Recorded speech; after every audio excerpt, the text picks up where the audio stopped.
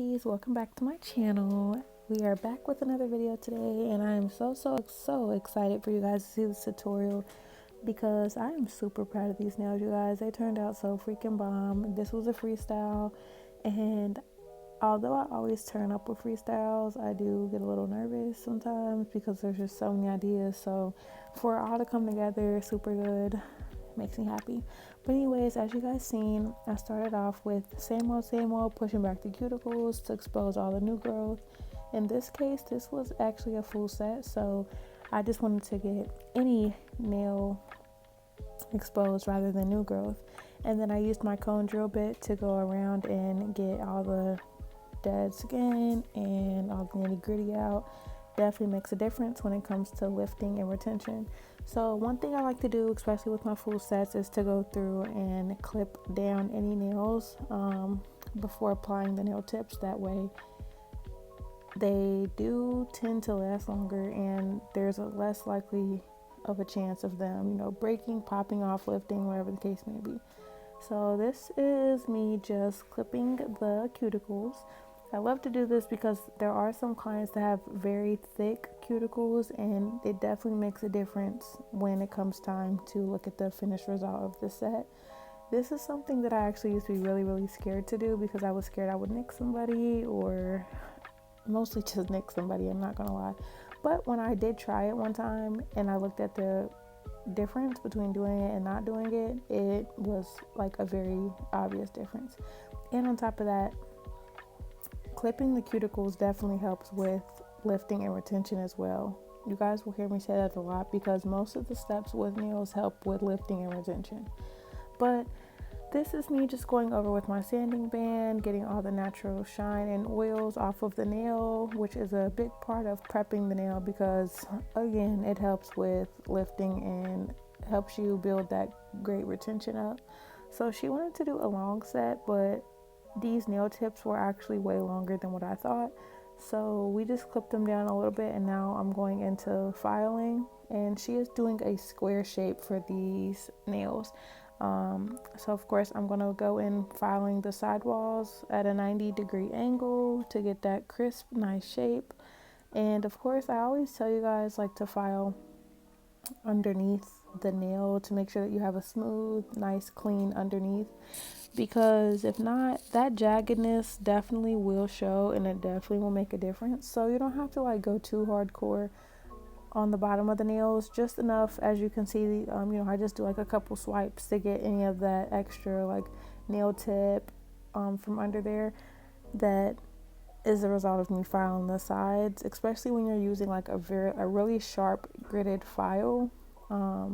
Getting that underneath, I don't really know what to call it, I'm just going to say underneath part, getting all this, that extra excess nail tip from the underneath, it really does make a difference, especially when you look at it from the sides. I don't know if you guys have ever seen like a girl out and the nails look good, but then when she gets to moving them fingers, the sides, the bottom of the nails are just not giving. So yeah, this, like I said, definitely makes a difference when it comes to your shaping. It makes them just look so much more nice, neat, and uniform. So I definitely recommend doing that for sure. I wanted to mention, going back to that sanding band part, you do not have to go too hard.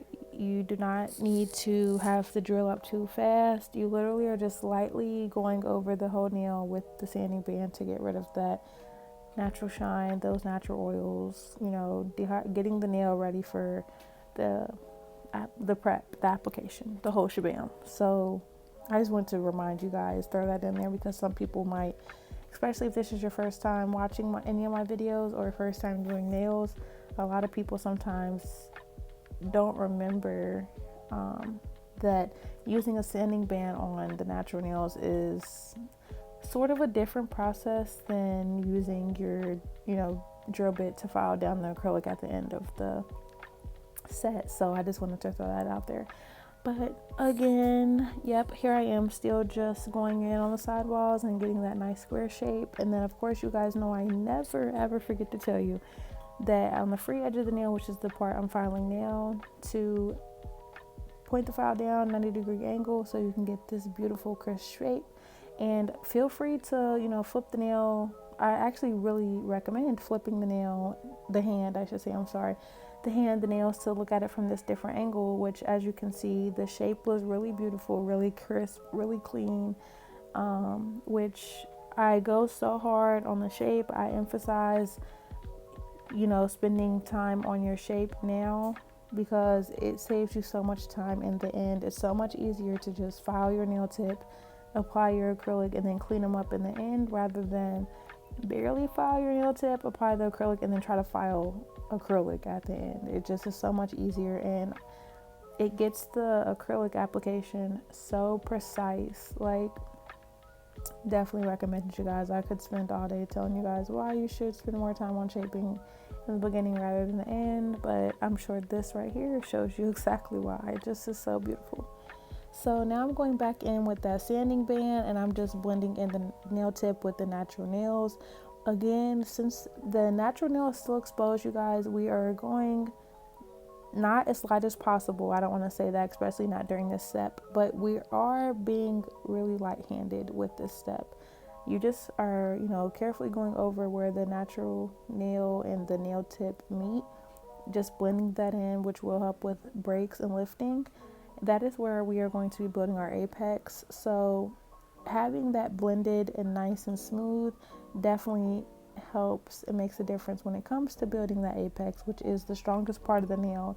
And fun fact, if you guys did not know, 9 times out of 10 when a nail breaks, it's going to break at the apex. And if it breaks at the apex, it's probably because there was not enough acrylic at the apex, so your application needs some work. But that'll be another video for another time. But as you guys could see, the nails were so pretty. This is the dehydrator, and then this right here is the primer. The dehydrator just is like a second step to get rid of all the natural oils, and then the primer is for application. And of course, I don't even have to tell you guys, for lifting, everything like that, you guys already know. Just assume that every step helps with lifting and breaking. But the primer, yes, helps the acrylic adhere and gives you a nice smooth application. If you guys, I don't really ever do this, I am still new to the whole YouTube thing, but if you guys want to start seeing me like say what products I'm using, or leave like a link to each product I use, please comment, you guys. I would be more than happy to do that for you guys. I just don't know if anyone really cares about that. But if you guys ever want to know a product that I use in a video, comment down below. I will reply back to you. And if you want me to do that for every video from here on out, please comment and let me know. I love feedback. It means a lot, and it helps me so much when pushing these videos out and trying my best to share my knowledge with you guys. So this nail is actually going to be like a pixie crystal nail, which you won't really see that until the end. So the theme of this set is like a light, airy, bluey, butterfly, just free tone set, I guess, which you guys will get what I mean in the end. So yeah, those are the colors we're using. Is like a light blue, a dark blue, and a little bit of nude. And it'll be like a little gold, but that's more like an accent color, but it'll all come together. So cute, you guys. This is probably one of my favorite sets I've done this year for sure. But I'm just going in with this blue acrylic. This is just going to be a solid blue nail for now. As you guys can see, I started with my first bead being where the natural nail and the nail tip met, which, like I said, is the apex. That's where you want to focus on the most. You don't want it to be chunkier than the rest of the nail. Of course, it needs to just be nice and flowy, which that will be a conversation for, filing with the e-file and application and all that. But I will do a video on that. But just for now, just letting you guys know that that's where I put my first bead at. And when applying acrylic, you do not need to drag or pull. You just want to slightly, feather the acrylic downwards, because dragging it, pulling it, applying too much pressure, whatever terminology you want to use, in the end will just result in you, wiping off more acrylic than what you're applying. And you'll spend so much time, applying and removing, and by the time you looked up, you've done used half your jar and are still on the first finger. So it does take practice, but once you get the hang of it, you'll see exactly what I mean when I say just feather it down, carefully and gently, and it will help give you that nice, clean, smooth application. Won't even really have to worry about filing in the end. So this next nail is going to be a beautiful marble nail. I used to do my marble nails so many different ways, but when using acrylic, this is the way I have found to be the easiest. So I always go in with the lighter color first, and I make sure the bead is not super runny but not dry at all, and then I go back in and pick up a bead of the darker color that I'm using. And of course, if you're using more than one color, then you'll do it accordingly, but in this case I'm only using the two light blues.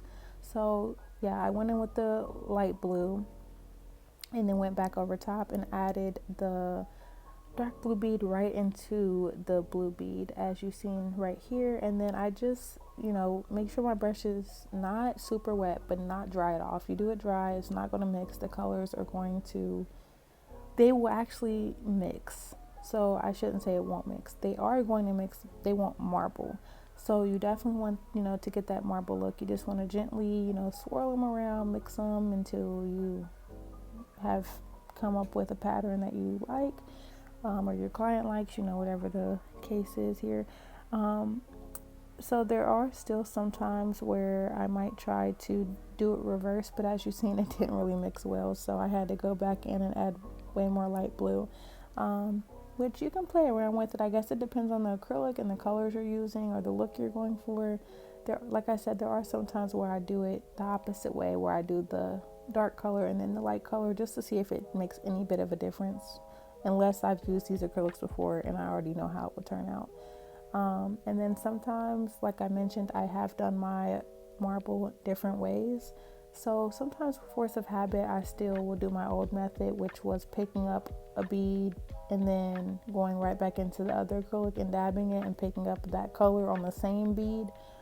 It sounds confusing. I will definitely do a video on marble nails soon. That way you can see all the different ways that I've ever tried to do marble. But as you can see, it turned out so freaking cute. And if you think this is cute, wait till we apply the top coat.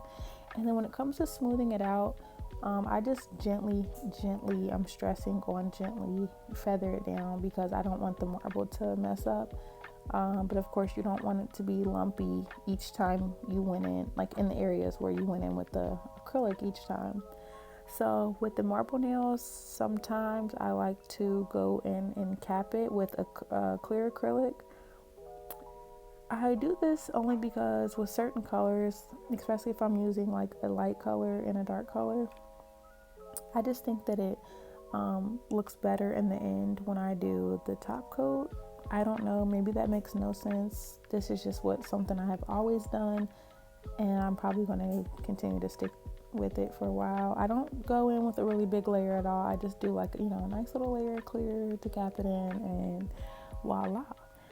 So that's pretty much a simple step, but I am going to definitely, you guys, do that marble video, because like I said, I've done it so many different ways, and if I would have seen this way sooner, I probably would have just stuck with it. But you can do it with polish, you can do it with acrylic. Me being me, I always, if I have the colors that I want to use in acrylic, I just do it with acrylic anyways, because it saves time, and in my opinion, it looks a little better depending on what colors you're using, like when you use acrylic rather than polish. But that's just me.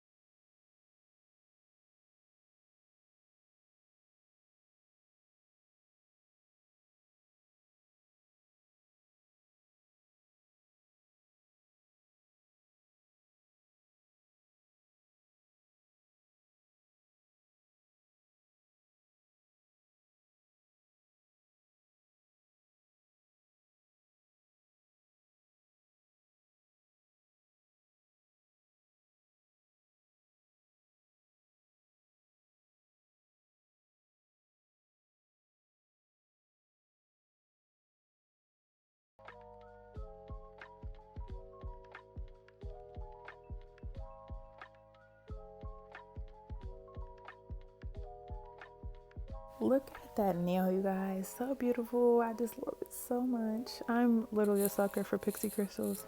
So, remember how I mentioned that there was going to be a few gold accents? Well, that's going to be the charm that we're going to apply in these butterflies. So, I forgot to record the first butterfly, but these are just stickers that I got, I think, off of Amazon. I'm just putting them right onto the nail.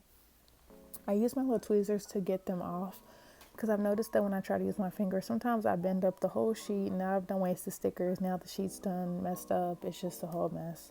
So if you guys are wondering what I just rubbed on that nail, it was acetone. Sometimes when I like buff it or file it, sometimes there gets like this little whitish stuff on the nail. I still to this day don't know what it is, but the acetone gets it off. And so I just applied a generous amount of the rhinestone gel, and I also put it, I didn't film this part, but I put it on like the back of this jewel to help it stick even more. And I just straightened it up and pressed it down, and I was letting it cure. I did let it cure for 60 seconds because with that being such a big stone, it was moving around and sliding. So I didn't mention with the pixie crystals, I also, after I shaped it up and got it to nice and clean look, I did let that cure for 60 seconds. It doesn't really have to be 60 seconds, maybe even more so like 30, because it dries almost instantly, that rhinestone gel. So definitely was letting it cure in between, because I hate when I perfect it and then it starts to slip around, slide around, and I have to keep going back in and keep going back in. Maybe other people don't have this problem, but I do, and it just has helped me a lot to cure in between. So I just added some more rhinestone glue around the cuticle area, and I'm just doing like a little freestyle rhinestone design application, whatnot. So I just took like a big stone and then went smaller each stone down the side, if that makes sense. You'll see what I mean at the end. But yeah, so we are almost finished, and I had to hold her hand under the dryer because we were literally gossiping so much, and her hand was getting all the yeah, and the stones was sliding. We can't have that. So yeah, I had to talk and dry. So this is just that little one stone that I told you guys about. Same old, just put enough right there for the stone. Put the stone, voila, and this is the finished result, you guys. Look how beautiful. That clear coat I use is Beetles, I believe, but yes, this was a freestyle. Like I mentioned, I'm so in love. Yeah, you guys, so I hope you enjoyed this video. Make sure to leave a comment, like, share, and subscribe, and let me know what other videos you guys want to see. I hope you enjoyed this because I did spend a lot of time editing this and whatnot. But until next time.